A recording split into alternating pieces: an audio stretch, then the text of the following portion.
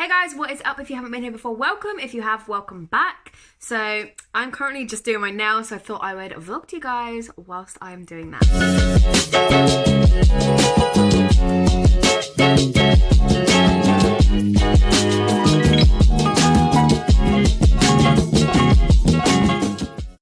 So it is week 3 of Project Comeback, episode 4.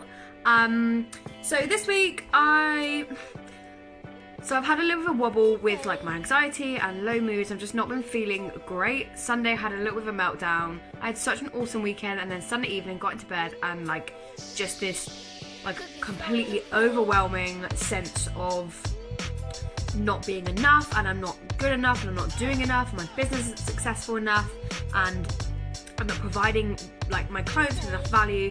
Just this whole horrible like black cloud just came over me, and I just had a complete and utter meltdown and ended up just crying for like hours. And me and my husband stayed up just chatting until like gone midnight. So that wasn't great. And then Monday wasn't a good day. Today is Wednesday, so I feel a bit better today. I feel a bit more like up for chatting to you guys, so that's why I'm vlogging today. So I haven't really like worked out this week. I didn't work out Monday or Tuesday. I worked out today with one of my clients. So usually I train her like as one of our PT clients, but today we actually trained together, which was so much fun. It was really good. We just did some squats. We did like a bit of a whole body session. We did some squats, some free weights, a couple of machines, and then we did like a circuit. And she said to me, she's like, right, I want to do a circuit, I'm going to set the exercises. And I was like, okay. And she did a circuit and it was awesome. So I'm really proud that she felt confident enough to do that, because when I first started training her, she definitely would not have been confident enough to do that. So I'm so proud of her for doing that. So that was a really good session. I feel good for moving.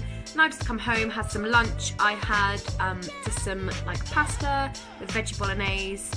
So it's just corn, courgette, carrots, onion, garlic, passata. I think that's it. It was delicious. Cheese on top, and I'm just doing my nails. So I wanted to chat a little bit about whether you should like train and work out if you are not feeling it and you're not feeling like motivated to do it, or if you're super tired, or just whatever. So there's so many different reasons, and I feel like it can be really difficult to distinguish whether you are just like being lazy and you just don't feel like training, which can be a lot of the time, or if you genuinely like you're just not in the right frame of mind for it, or if you are like physically exhausted or mentally drained and just genuinely like you probably shouldn't be training. So I'm going to talk a bit what my opinion is of those. Personally for me, and this is what I would kind of advocate for my clients as well, I think if you are genuinely tired, and I mean only you can decide that, only you know your body and know how you're actually feeling, no one can tell you that. If you are genuinely like super tired, as in you had a really rubbish night's sleep, really broken sleep, like less than 6 hours, and you just feel fatigued and really sleepy and irritated and just not good, personally I wouldn't work out if I felt like that, because it wouldn't be doing any benefit for your body. You would just be putting more stress on it and making you more tired. So that's not going to be great for making you feel good. In terms of if you are not feeling good like mentally, like if you feel mentally and emotionally drained, sometimes working out can make you feel better, but it depends like how you are feeling. If you are genuinely feeling just like so rubbish, you probably physically won't be able to take yourself to the gym. So if I feel like that, for example, Monday and yesterday, I did not feel up for like actually working out. And obviously my workouts from my eBook Reignite, they are from home, so I can do them at home. But I didn't even feel like I was in the right mindset to do that. So instead I just did a stretch and just like moved my body a bit, did a bit of yoga, and I felt a lot better for moving. But I don't feel like I could have done a whole workout. But it's just totally personal to how you feel, and again, only you know how you feel. But it is really important to listen to your body and not kind of force yourself to go to the gym and smash out a workout because you think you should. Should is a shame word. It's what someone else thinks you should do. It's someone else's expectation of what you should be doing with your life.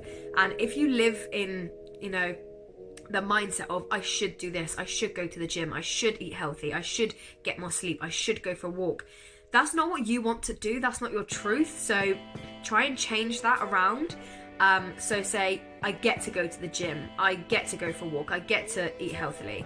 And if that doesn't sit right with you, if that doesn't feel good, then it's not your truth to begin with. So just try changing the wording, because wording is so important. Language is so important, especially how you speak to yourself. It's so important. So if you find yourself daily saying, I should do this, I should do that, just try changing the language and see how that makes you feel, because I think that's really powerful. So also, because I'm obviously really transparent with you guys, and there's no point me just lying about this journey. So at the weekend, I went out on Friday night, so obviously had a few drinks. Don't often have alcohol, probably like 4 times a year. And I'm a bit of a lightweight, so I don't like excessively drink. When I do go out, I probably had 4 or 5 drinks maybe, like not loads, because my body physically can't handle it. I had cheesy chips afterwards, and then Sunday in the evening we had a Chinese takeaway, so obviously not massively nutritious, but it was delicious. We had it with friends, they came over, so that was really good, really enjoyed it. I feel like I've never really been one of those people that am like super healthy in the week and then cheat on the weekend. I don't really agree with the term like cheat meal or cheat day, because it's food, like it's not cheating, it's just eating. So I've never used those terms, but I've never really been one of those people that is like good in the week and bad at the weekend, because food is not inherently good or bad, it's just food. And I think the problem is that we label it as good or bad, and then that, you know, provokes feelings of guilt and shame, but that's just feelings that we're putting on ourselves. Like, it's not the food's fault, you chose to eat the food knowing what it was. So I don't feel like we should be labeling food as good or bad, because that's just food. So anyway, yeah, what I was saying in terms of what I would usually eat was not what I ate at the weekend, and it did make me feel like groggy and tired and not great, and I definitely didn't drink enough water, so that is my own fault. But rather than being in the mindset of now I have to like go to the gym more and burn more calories and do more workouts and eat less because, you know, I've got to punish myself for eating a Chinese takeaway. And no, that's not a healthy mindset to have. Moving your body and eating well because it feels good and because you want to, not because you feel you should. We're going back to that should word. So yeah, I just gone back to like my normal routine. I don't tend to use like the phrase on or off track. I think a lot of people say, oh yeah, I went off track at the weekend. But you didn't, you were just on track with life. Like you just went out with some friends or whatever, it was your birthday, or you were just living your life. So how is that off track? Does that make sense? Let me know in the comments if that does make sense. Give it a thumbs up if that makes sense. Because to me, in my head it does. But you know, sometimes you talk and I tend to ramble, so sometimes it doesn't make sense. So yeah, that was my weekend. Had a good weekend. Like I said, this week my goals are drink more water, because I did not drink enough over the weekend. So drinking at least my 2 litres a day, eating lots of vegetables, fueling my body, moving my body, so not necessarily like working out every day, trying to stick to my Reignite ebook and get myself out for a walk. The weather is not ideal at the moment. We've had a lot of rain, so don't really like walking in the rain. But if I can, I'll get to the gym and hop on the treadmill just so I'm moving a little bit, because I do tend to sit down a lot at home because I'm obviously working from my laptop. I'm not moving, so I have to make a conscious effort to move. Either that or I'll do a little stretch or a little bit of yoga. There's a guided yoga stretch like in my ebook as well, so sometimes I'll follow that so I don't have to think, I can just follow myself, which is very useful. But yeah, if you do feel like you're going off track, for lack of a better term, just try and reintroduce little healthy and positive changes into your life. So just moving your body, just saying, right, today I'm going to move my body for 10 minutes. It might be a walk, it might be a stretch. Look at your water intake. Are you drinking enough? Because that's going to massively impact how you're feeling as well.